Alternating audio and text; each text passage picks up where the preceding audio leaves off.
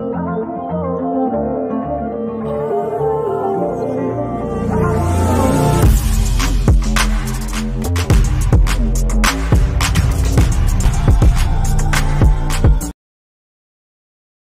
üstü bir yumurtalı ekmek yapacağız. Kahvaltıdan önce içmek için boza. Çok ürküttü beni. Bilmiyorum.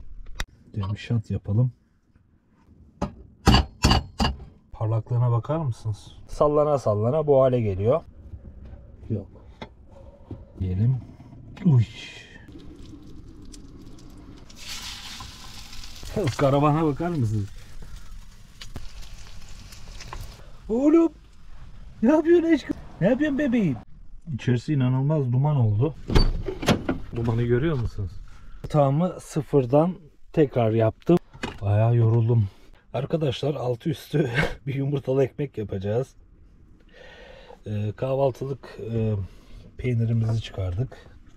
Yumurta, köy yumurtası, kekik, nane, tuzumuz, yoğurt. Buna ayran yapacağım. Güzel tereyağı, zeytin ve kahvaltıdan önce içmek için boza ve minimum ekmeğimiz. Ben bir kere yapmışken fazla yapıyorum ki hani akşama doğru ya da öğlenden sonra tekrar yiyebileyim. Zeytinyağını çıkardık. Böyle çok ürküttü beni. Bilmiyorum.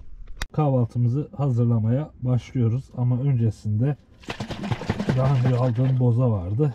Onu içeceğim. Aç karnına güzel gider. Bir şat yapalım.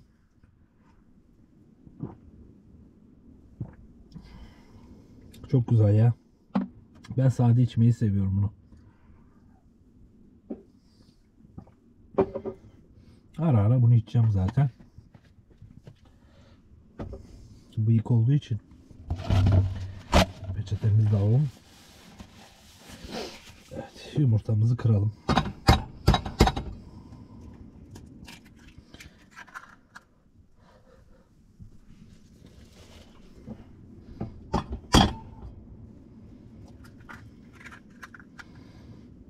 Dört tane yumurta kırıyorum. Kalanı da omlet şeklinde yapacağım. Bakın yumurtalar ne kadar taze. Köy yumurtası, özellikle pazardan aldım. Şimdi size göstereceğim.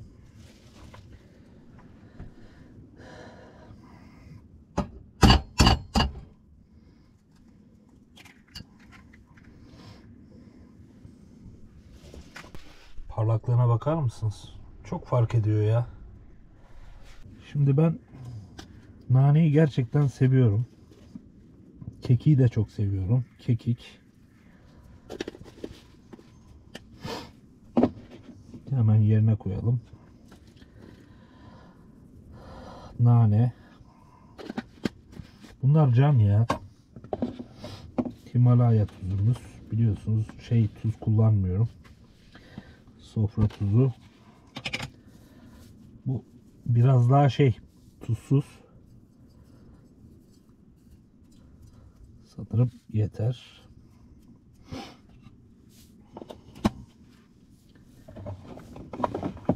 Bunu güzelce çırpalım. Kaşıkla çırpmıyorum bu sefer. Çatalla. Pul biber de atayım ya. Biberi hep unutuyorum.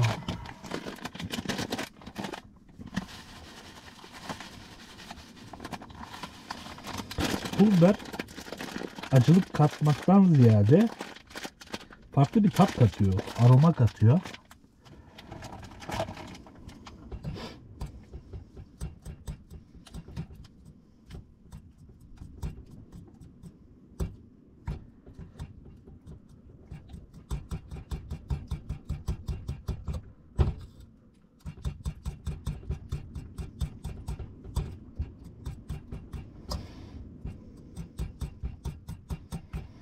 Güzel karıştı. Bunu dinlenmeye bırakalım. Ama öncesinde bir kahvaltı tabağımızı hazırlayalım. Önce peynirimizi alalım. İlk defa açıyorum bunu. Güzel. Bu diye geçiyor ya. Tulum peyniri mi? Tandır peyniri, pardon. tandır peyniri olarak geçiyor. Yani inanın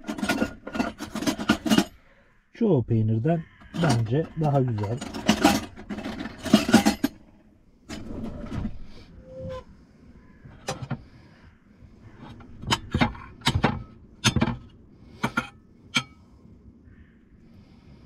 Normalde peynirli omlet de çok severim de ekmeğimizi değerlendirelim. Bu çavdar ekmeği bu arada. Beyaz ekmek inanılmaz acıktırıyor. Bilmiyorum. Dilimlenmiş.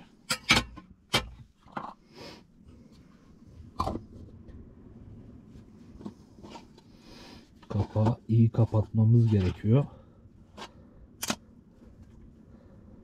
Evet.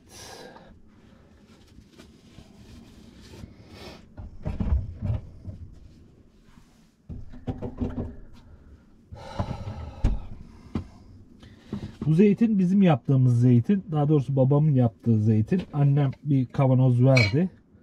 Şöyle göstereyim. Bu 3 ay boyunca sallana sallana bu hale geliyor. Ham aldık çünkü. Oldukça da lezzetli. Acılığı gitmiş. Aslında normalde 6 ay. Babam biraz acele etti, açtı. Güzel ama. Tadı gerçekten güzel. Ama 6 ay boyunca her gün işte bir bidona koyup sallıyorsunuz. Mis gibi zeytin oluyor. Acılığı gitmiş ama bir 3 ay daha kalsaydı daha da güzel olurdu.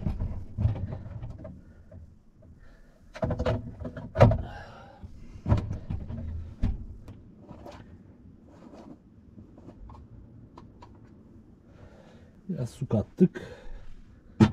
Tuz da katayım. Sonra bunu kabında çalkalayacağım.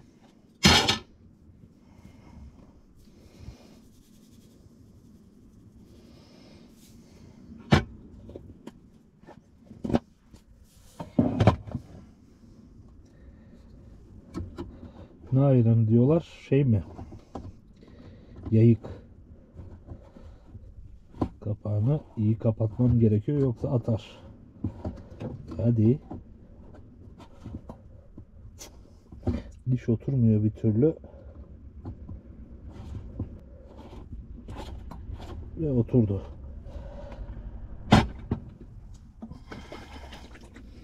İyice kapattıktan sonra bunu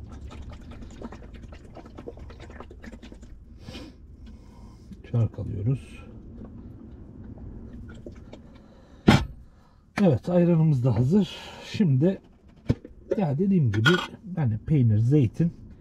Şimdi biraz zeytinyağı koyacağım. Biraz tereyağı koyacağım. Tat versin. O kadar yürüdük arkadaşlar. Saat de kaç oldu biliyor musunuz? Saat 2:30 ve ben hiçbir şey yemedim. Bunu da yerine koyalım.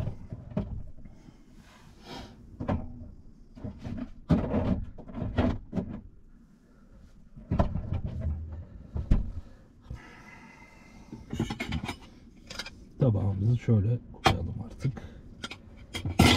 Biraz zeytinyağı ekleyelim. Uy, çok oldu ya. Elimle yer yok ki. Ben kapağı sızma zannettim de kapağı açılmış. Neyse yeriz.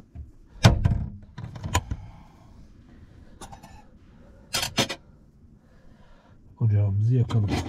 Şunu buradan çekelim de dökülmesin.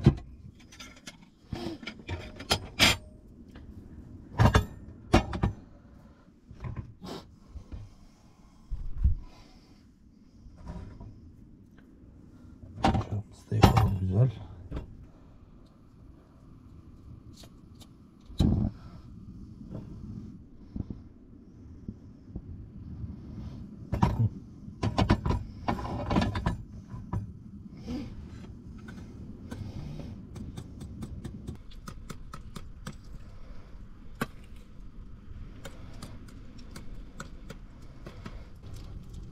Ya çok oldu ya.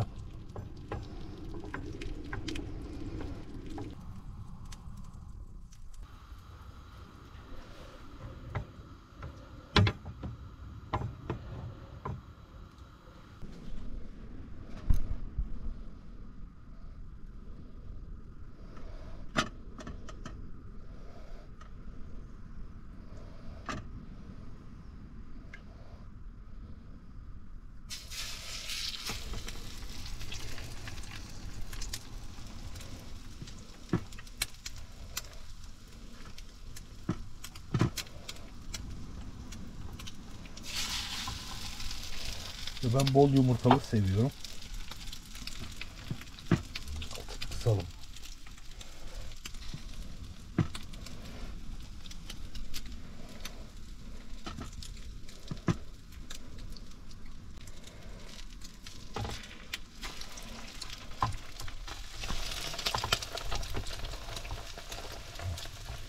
Tabii karavan eğimi olduğu için yağ aşağı kayıyor.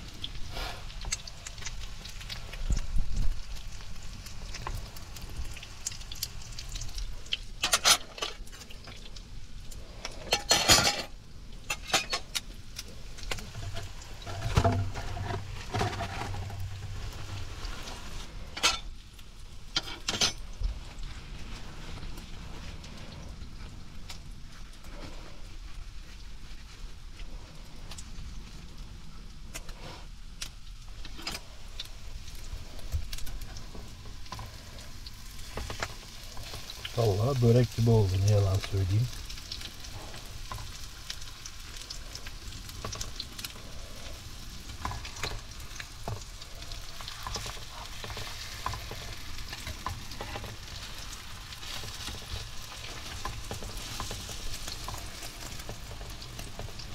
Gerçekten de börek gibi oldu.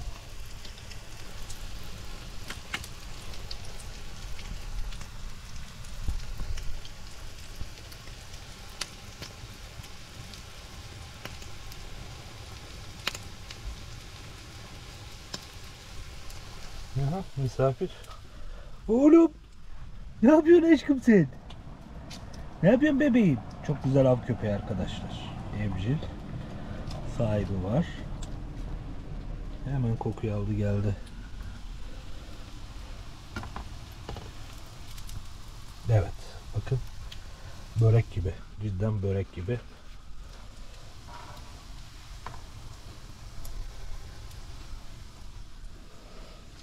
Kuzuş. Yer mi ki bundan ya? Vereceğim biraz.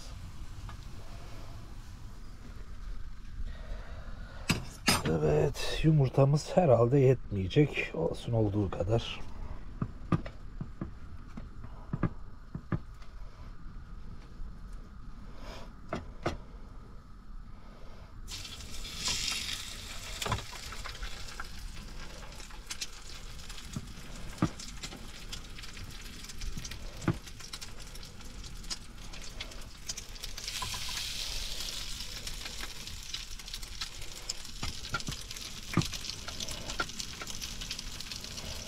Sabahları ekmek de kızartabilirsiniz, yani çok şey değil.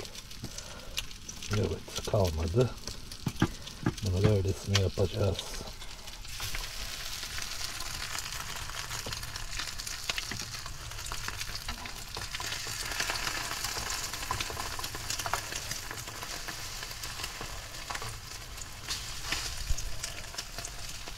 Ben böyle sık sık çevirmem. Oo.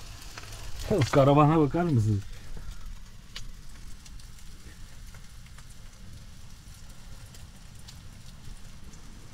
İyi ki açmışım yukarıyı. Baca gibi çekiyor.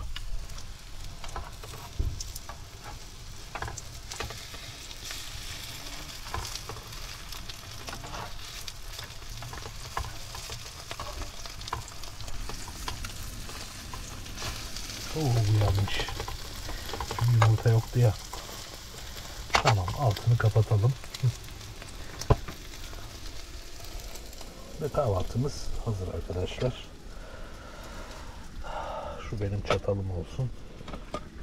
Bu da benim bıçağım olsun. Bunlar da bulaşık olsun. Bunu da şöyle bırakayım. Bunlar tavada kalabilir.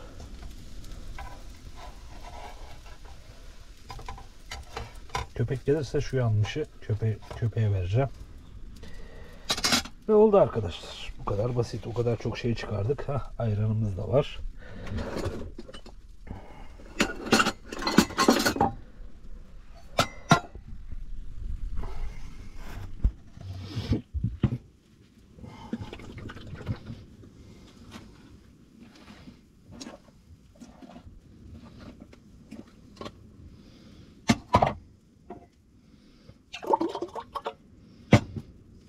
Çok fazla yoğurt var. Boşluk açtık. Şimdi biraz daha sulandıracağım bunu.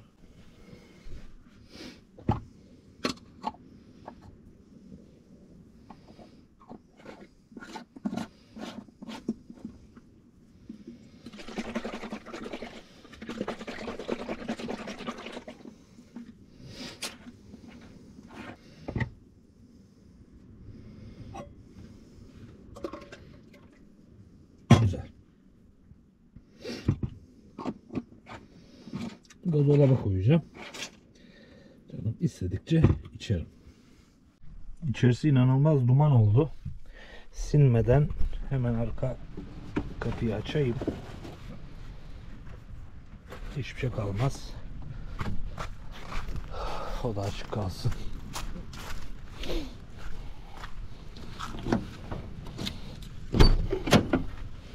Evet. Dumanı görüyor musunuz? Hiçbir şey kalmaz şimdi.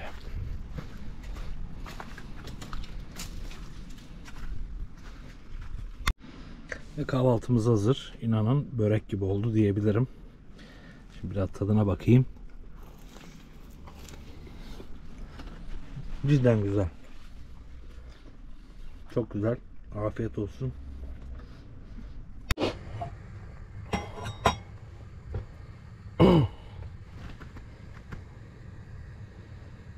Rüzgar esince hemen şey oluyor. Tekrar duruluyor. Şöyle dursam.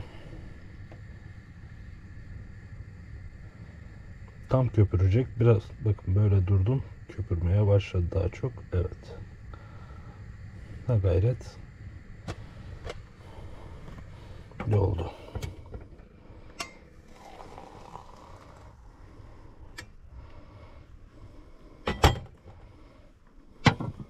Bu arada arkadaşlar size bahsettiğim hortumu aldım. Bu hortum kesinlikle kırılmaz, ezilmez, büzülmez. Normal hortuma göre geniştir. Ama ucuna kelepçe takarak rahatlıkla her yerde kullanabilirsiniz. Aklınızda olsun. Yaklaşık 25 metre. Eski hortum bu. Bakın kıvrık bu şekilde. Ama bunda hiçbir sorun yok. Aklınızda olsun. Nalbur'a gidin.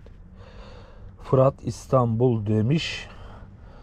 Bu kaçlık ya bilmiyorum ki. De yazıyor mu? 20. Yani Nalbur'a gidin. Kırılmaz deyin. Bu büyük gelebilir size ama mutlaka ve mutlaka edinin bunu. Bunlar hikaye arkadaşlar. Şu bakın. Ama bu çok iş görür. Ucuna bir kelepçe takın ya da uçluk alın. İstediğiniz çeşmede istediğiniz gibi kullanın. O konuda da artık rahatım.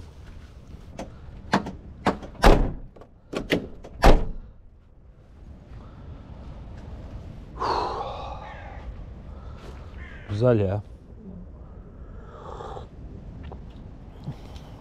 Ya her şey güzel de biraz keyfim yok gibi. Onu da size ilerleyen dakikalarda anlatacağım. Sanırım ya yalnızlıktan ya mevsimsel depresyona girdim.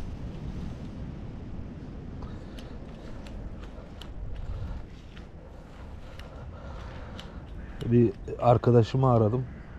Kendisi bu işleri biliyor, psikolog. Öğretmen psikolog. Dedi ya dedi normaldir dedi. Hani belli bir yoğun bir hayattan sonra bir daha şeye girdin dedi. Daha rutin bir hayata girdin dedi. Dolayısıyla bunları yaşaman normal. Belli bir süre sonra alışacaksın ve vücut buna adapte olacak dedi. Tabi bunun mevsimsel etkisi de var. Biliyorsunuz kışın depresyon fazlasıyla insanlarda kendini gösteriyor. Şimdi şu an eski cıvıl cıvıl hali yok tabii ki. Daha sakin, daha dingin. Dolayısıyla beyin hemen adapte olamıyor ve mevsimsel olarak bir depresyona giriyor. Böyle bir sıkıntı var. Aklınızda olsun. Ama geçici bir dönem bunlar. İnşallah. Belli bir zaman sonra manasız geliyor bazı şeyler. Aslında bu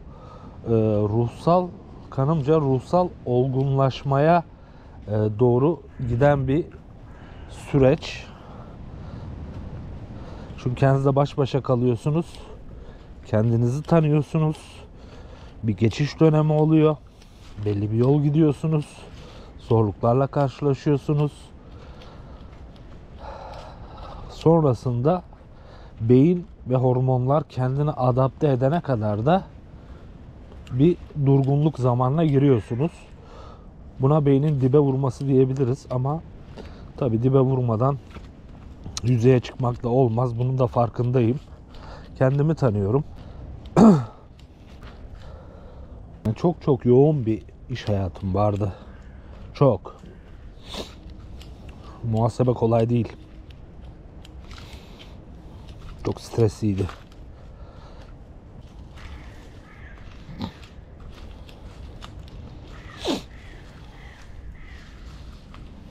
Hiçbir şey kolay değil ya.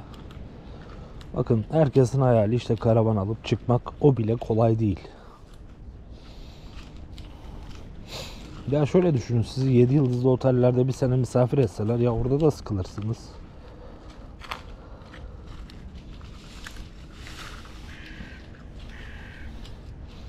Beyin çok ilginç. Bu arada güvenlikçiler dolaşıyor etrafta. Benim araçtaki YouTube amblemini görünce, bir de kamerayı görünce hemen yolların değişiyorlar. Bir yandan da avantaj tabii. Yani şu logo şey demişti. Neydi? Onu da severim kendisini. İsmini unuttum da. O demişti. Yani bu YouTube kanalı işte bir silah gibi. Elinizde bir silahla dolaşıyorsunuz gibi vesaire diyordu. Hani ne yapsanız hemen öncelik veriyorlar size diyordu. Yani millet görünce hiç deşifre olmak istemiyor. Güvenlik için de iyi tabii ki. Yani şimdi gidip YouTuber'u soyarsak akşam ana haber bültenine çıkarız vesaire. Yani insan psikolojisi olarak düşünüyorum. Hatta buradan karavancılara hani bencillik etmeden açık ve yüreklilikle söylerim. Hani YouTube kanalınız illaki vardır. Video çekin çekmeyin. Bence YouTube logosu koyun. Hani hem güvenlik için hem daha rahat etmeniz için. Buradan da size önemli bir ipucu vereyim. Çok faydasını göreceksiniz. Ya video da çekebilirsiniz. Niye çekmeyesiniz? Gittiğiniz yerleri çekin. 5 dakika, 10 dakika, 15 dakika.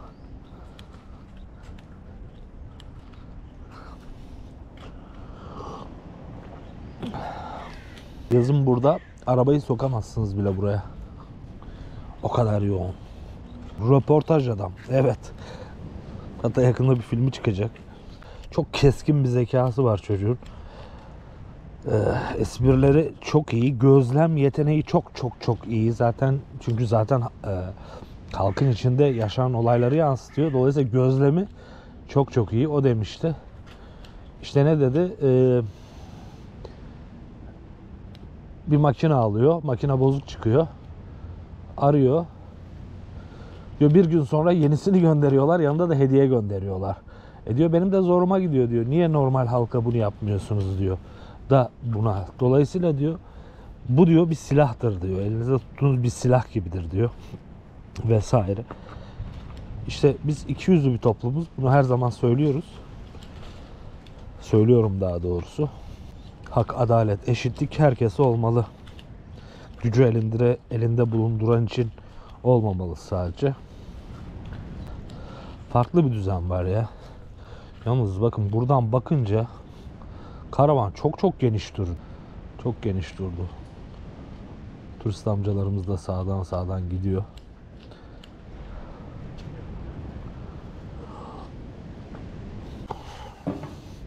Bakın direkt canlı National Geographic belgeseli. Örümcek arıyı yakalamış, ağına düşürmüş ve kemiriyor.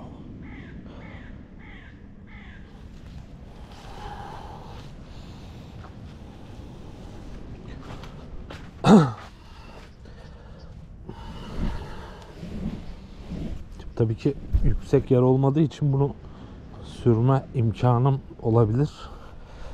Şöyle dikkatli bir şekilde. Biraz güneşe çıktığımda göreceksiniz nasıl toz çıkıyor.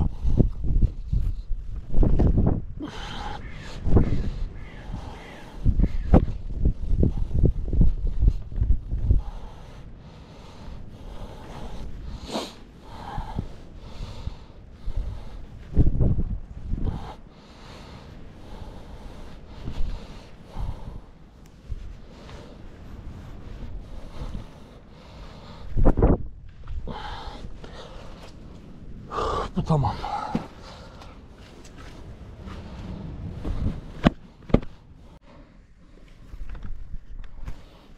Bu arada bari şunları düzelteyim. Şöyle koyayım. Kışın böyle. Yapacak bir şey yok. Arkadaşlar yatağımı sıfırdan tekrar yaptım. Rutin. Her hafta yatağımı söküp tekrar yapıyorum. Havalandırmayı sürekli yapıyorum. Şimdi bu battaniye var. Bunun altında bu var. Bunun altında örtü var. Bunun altında yün yorganımız var. Ve inanın yatağım çok rahat. Eski haline göre çok farklı. Yastık üzerine de bunu örtüyorum. Başımın altına da şunu alıyorum.